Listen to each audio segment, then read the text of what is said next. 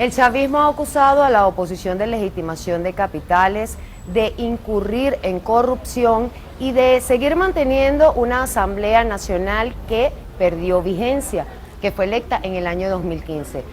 Hay una serie de acontecimientos además que estarían enlodando a sectores políticos de la oposición y eso lo vamos a despejar el día de hoy, ese panorama tan oscuro quizás en la historia de Venezuela actualmente.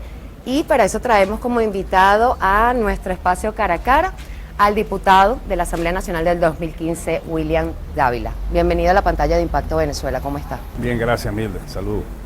La primera pregunta que yo le quiero hacer y que de verdad llama poderosamente la atención, independientemente de que la haya hecho el chavismo, es un embajador designado por lo que fue el gobierno interino de Juan Guaidó, ganaba $30.000 con el dinero de los venezolanos. No, Milde, no creo. Yo creo que eso es demasiada, vamos a decirte, invención. No. Eso, que yo tenga entendido, no. Yo he hablado, por ejemplo, con los que yo conocí, o que conozco. Eso no llega a esa cantidad, jamás. ¿A cuánto? ¿De cuánto estamos hablando? No, mira. Porque para vivir en los Estados Unidos o en España o en otros países del mundo, obviamente un sueldo mínimo como el de Venezuela no alcanza. Yo te hablo por lo menos lo que yo conozco, en el caso el de España. Yo no creo que haya ganado más de $4.000. Que es más o menos un sueldo mínimo allá o algo así. Más o menos, no sé cuánto es el sueldo mínimo allá, pero eso es lo que están ganando y ahí tienen que pagar sus gastos, que significaba ser embajador, gastos de representación, pero también hablaban de lujos, de gastos millonarios. Por lo menos te puedo decir, Milde, lo que yo conozco. Caso, por ejemplo, la de Costa Rica. No la vi con ningunos lujos. Más bien el día que yo estuve allá, hicimos una gira por todo el Parlamento costarricense, hablamos con las autoridades, en ese momento estamos vendiendo la tesis del Acuerdo de Salvación Nacional. El de España, cuando estuve en la Unión Interparlamentaria Mundial, nos acompañó a varios diputados, yo no vi ningún lujo. Es más, una oficinita que tenía que se la estaban pagando allá unos venezolanos. Es lo que te puedo decir.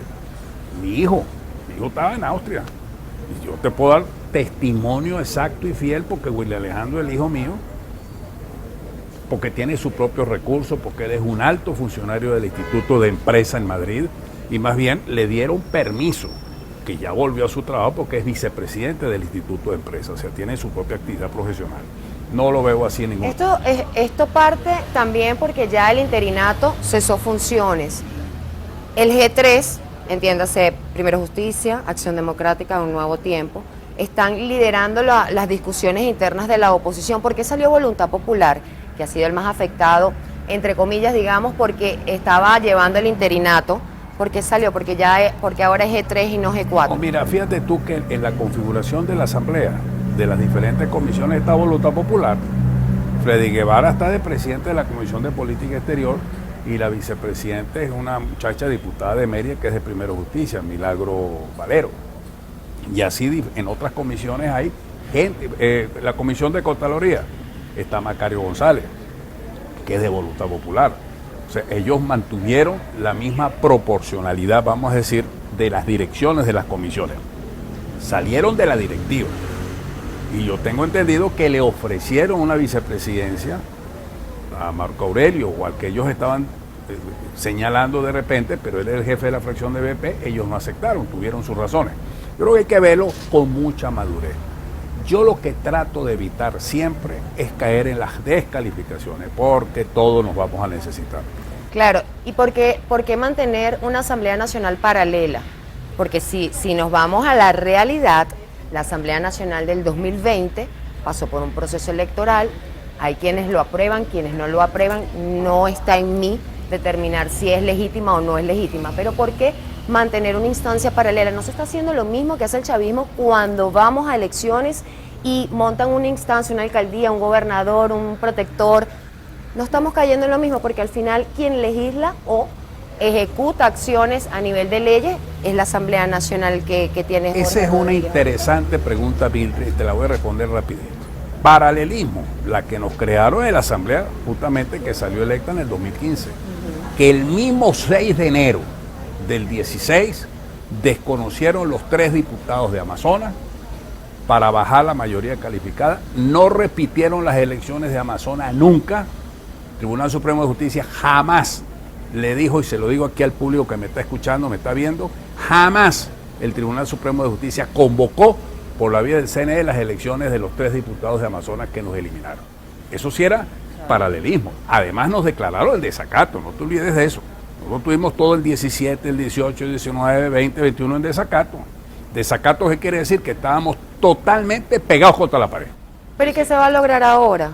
Y entonces, fíjate tú, no es que nosotros estamos creando una asamblea paralela, es la misma, fíjate tú que la comunidad internacional ha dicho, la asamblea electoral, la asamblea nacional, electa en la última elección del 2015 de forma legítima y democrática. Esa es la que nosotros estamos defendiendo, porque hay un principio allí de continuidad del hecho legislativo que fue desconocido por el propio régimen a través de unas elecciones que fueron desconocidas por una razón, porque ellos adulteraron la proporcionalidad del número de curules.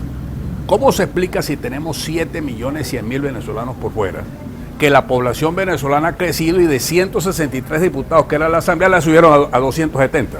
¿Quién se puede creer ese cuento? Pero es que eso no es nuevo, ellos siempre hacen cambios a su conveniencia. Pero ¿con qué se come eso ahorita? ¿Qué beneficio tiene el venezolano de a pie que no tiene un sueldo digno? Porque hemos visto como nuevamente se retomaron las manifestaciones de los docentes que hacen con $7, $10, no pueden comer. Entonces, ¿para qué le va a funcionar esta Asamblea Nacional del 2015? Sí funciona la voz, la visibilización. Todas estas dos manifestaciones que han ocurrido en esta primera semana de enero, que no es estimulada por nosotros, es estimulada por las necesidades de la gente. Claro. Y porque la gente ha salido, pues son empleados públicos, que hay 6 millones de empleados públicos. Claro. ¿Cómo te explica que en el presupuesto de este año 2023, entonces le están pagando a 4 millones de militares? De los 6 millones de empleados, hay 4 millones de militares que están recibiendo un sueldazo. Bueno, o sea que toda la población venezolana es militar. Y el resto de los funcionarios públicos, que son mucho más que esos 4 millones, que no tienen HSM, que no tienen un sueldo mínimo que les abastezca para poder comer, que las jubilaciones no pasan de 8 o 9 dólares. Esa es una realidad. ¿Cómo lo podemos nosotros enfrentar desde esta asamblea? Visibilizando, sí estimulando la protesta, hablando con el resto de los parlamentos del mundo de lo que aquí está pasando, y nosotros pudiéramos, fíjate tú, esta es una observación interesante, planteamiento. Yo vengo de un estado muy afectado por las lluvias del año pasado, que es Mérida, así como Tejería y muchos otros estados. En un momento yo participé en la Junta de Gobernadores del Banco Interamericano de Desarrollo para nombrar al nuevo presidente el año pasado. Nosotros pudiéramos plantearle al Banco Interamericano una propuesta que implique un programa de cooperación para atender aquellas regiones devastadas por las lluvias, que no lo está haciendo el régimen. Entonces, a ver cómo establecemos ahí con las alcaldías, que son las más afectadas, un programa de cooperación que les permita a esas alcaldías atender. A las alcaldías gobernadas por la oposición, bueno, claramente. Porque desafortunadamente para el régimen, pero para nosotros, vamos a hablarlo en estos términos, en aquellos sitios donde hubo las mayores emergencias son de alcaldías. Claro, pero la administración de Nicolás Maduro ha dicho e insiste en que las sanciones afectan, pero también la retención de los activos de Venezuela en el exterior. Y voy más allá. La nueva directiva de esta Asamblea Nacional del 2015, que son 3 mujeres que están exiliadas y que tienen orden o alerta roja de Interpol, Dinora Figuera, que es la que preside, comentaba hace unos días que desconocía el estatus de los activos de Venezuela en el exterior. Entonces, ¿cómo asumir una presidencia de una instancia en donde no sabes qué está pasando, donde hay denuncias de malversación de fondos, y cómo aceptar esa gran responsabilidad y que Estados Unidos siga apoyando a la Asamblea del 2015? Está bien, pero con ese dinero ¿no cree que se pueden hacer muchas cosas aquí también? Pero hay una cosa, vamos a hablar claro. ¿Cuáles son los activos? El oro. Unos recursos que están en el Banco de Portugal. Citgo. Monómero, que ya no está... que la quiere Petro. Que ya la tiene el gobierno de Maduro, el régimen de Maduro.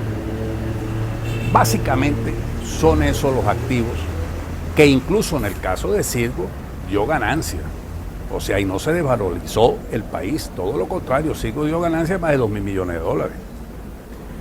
En el caso, por ejemplo, de Monómero, donde hubo acusaciones, el gobierno de Petro tiene la posibilidad a través de la Superintendencia de Sociedades profundizar esas investigaciones sobre las denuncias que se produjeron allí.